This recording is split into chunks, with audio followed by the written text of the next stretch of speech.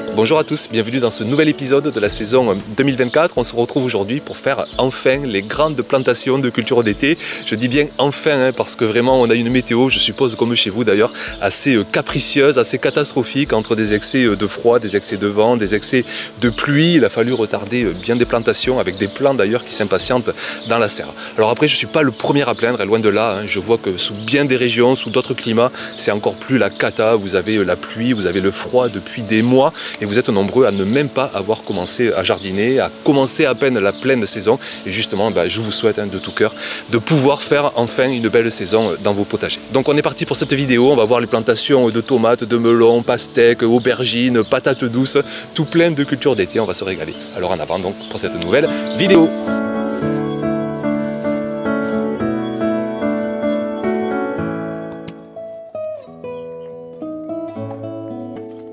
Alors on commence avec la plantation phare de la saison, les tomates évidemment. Vous voyez les plants dans la serre qui sont à la fois magnifiques mais qui s'impatientent. Ils sont prêts depuis bien 15 jours pour ne pas dire presque un mois. Je les avais semés mi-mars, je vous avais montré ça sur la chaîne. Alors toutes les clés de fertilité sont réunies, un bon terreau, une bonne température, une bonne lumière, une bonne humidité constante dans les godets. Et on se retrouve donc avec des plants bien costauds. Et il va être donc temps maintenant d'aller planter tout ça en extérieur.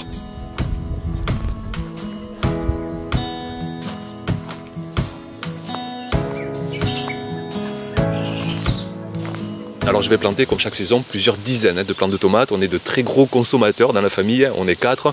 On donne aussi à nos proches, à nos amis, à notre famille. Je plante aussi de nombreuses variétés qu'on appelle anciennes, qui ne sont pas forcément des monstres de productivité, avec seulement 2, 3, 4 kilos par plant. Donc vraiment, j'hésite pas à planter 30 voire 40 plants sur la saison et je peux vous garantir qu'on ne jette rien du tout au final.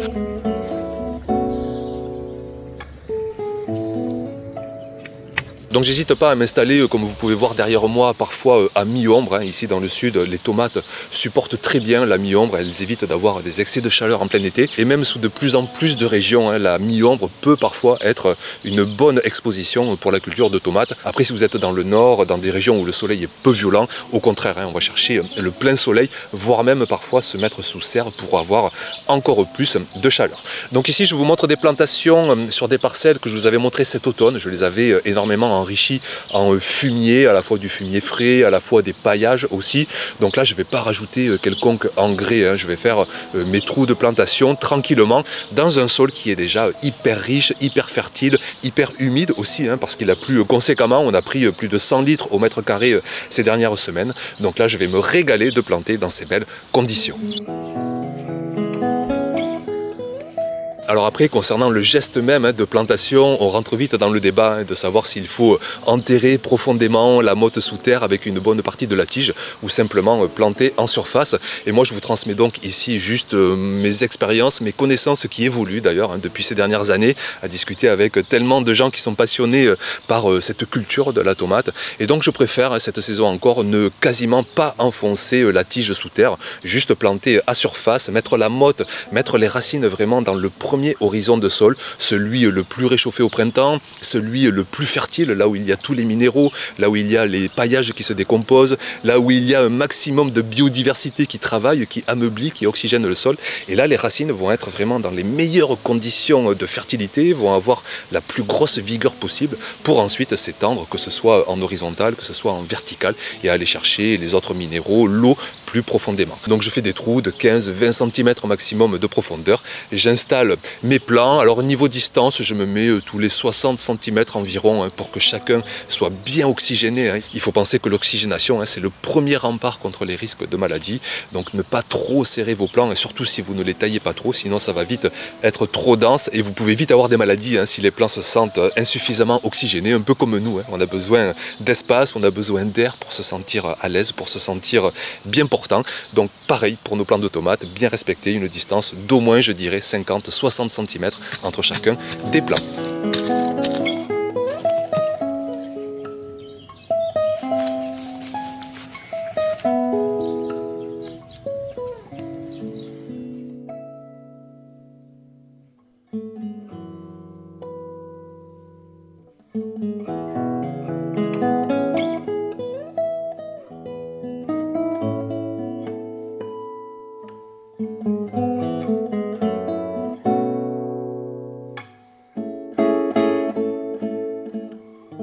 on continue avec les plantations de cultures estivales et cette fois-ci je vous montre un enchaînement de cultures puisqu'ici dans mon potager j'ai déjà beaucoup de cultures en place et certaines qui arrivent déjà à leur fin, comme ici dans ce bac potager du mesclun asiatique. Alors il nous a nourris ces dernières semaines, mais vous voyez qu'il en reste beaucoup et ce mesclun il commence à monter en floraison, il commence à monter en graines, c'est génial d'ailleurs pour les pollinisateurs.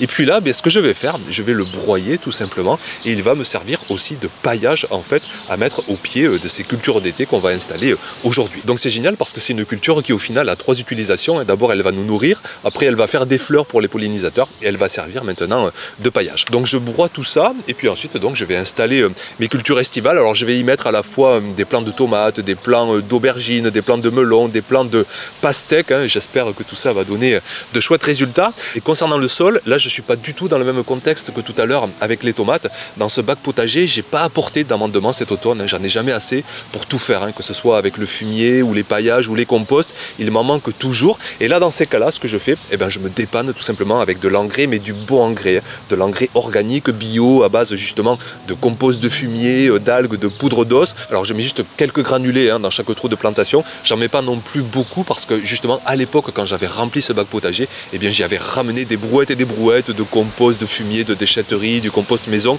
Donc je pense qu'il y a quand même encore des reliquats de richesse de minéraux. Mais chaque année quand même, je préfère réenrichir un petit peu avec des engrais d'appoint pour vraiment nourrir au mieux nos cultures. Et pensez-y chez vous, que ce soit avec des composts, avec des paillages, avec des engrais. Nos cultures, il faut qu'elles passent d'une petite graine à des plants géants qui vont produire plusieurs kilos seulement en 2-3 mois. Et pour ça, il leur faut vraiment de la richesse dans le sol. Donc pensez à bien les nourrir pour ensuite récolter à la folie.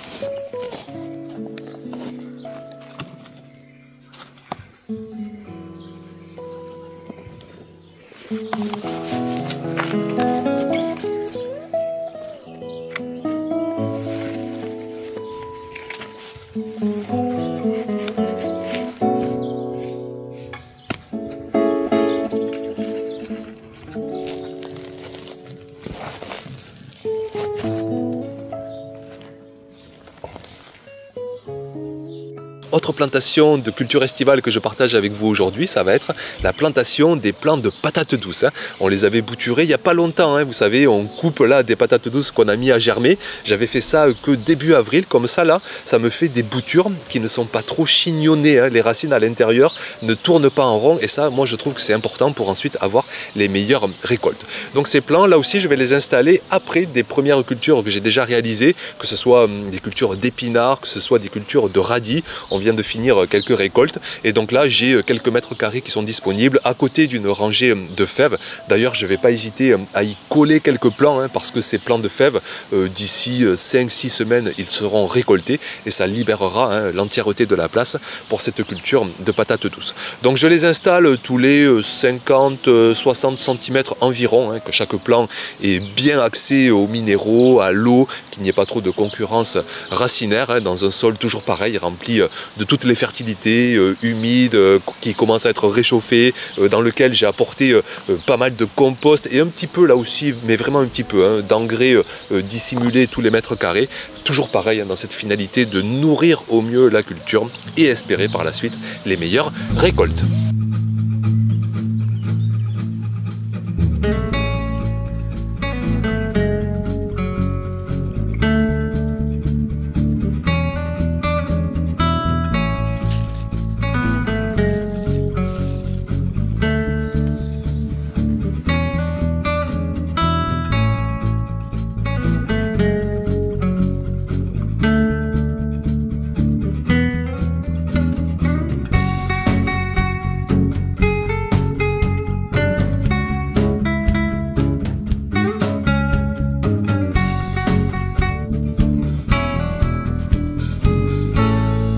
Alors ensuite, on passe à une plantation de culture qui en met à la fois plein la vue, qui en met aussi plein la brouette. Ça va être la culture des courges, des potimarrons, des potirons. Ici, on privilégie quand même beaucoup les petits calibres. C'est plus facile, je trouve, à consommer, à cuisiner. Mais on va quand même faire quelques belles variétés de courges, notamment la bleue de Hongrie. Je l'avais fait il y a 5-6 ans et c'est vraiment un régal.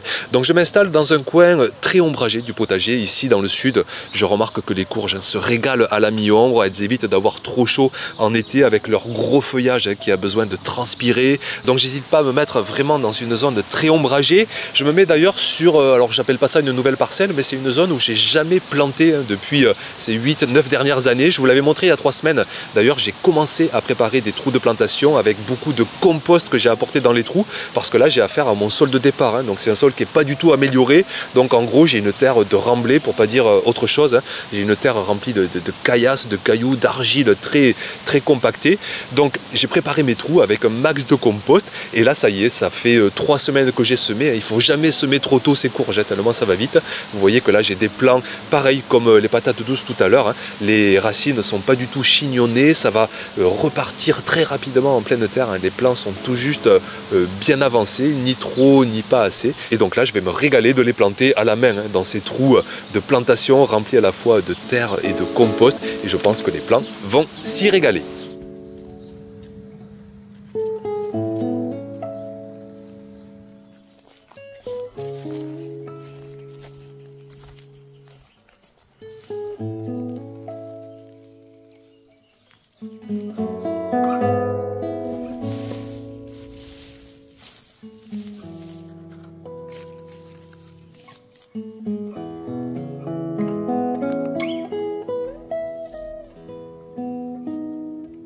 Donc voilà pour les quelques images que j'avais à partager avec vous aujourd'hui. Comme tous les 2 mois, je vous présente le dernier numéro de la revue à laquelle je participe, le potager Permacole, revue numérique à prix libre. C'est vous qui décidez du prix que vous souhaitez y mettre si jamais vous êtes intéressé. Encore dans ce dernier numéro, un énorme travail à la fois de rédaction, d'illustration, journalistique, de gros dossiers sur les légumes vivaces, sur le métier de semencier, sur les enchaînements de culture, sur le poireau aussi. J'ai écrit un énorme article, comment réussir le poireau du semis jusqu'à l'assiette.